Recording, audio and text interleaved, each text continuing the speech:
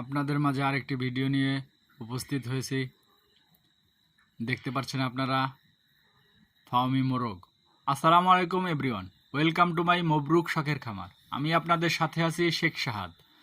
আপনাদেরকে দেখাচ্ছি এগুলো ফাওমি মোরগ হাত বদল করার জন্য, এবং টার্কি মোরগ।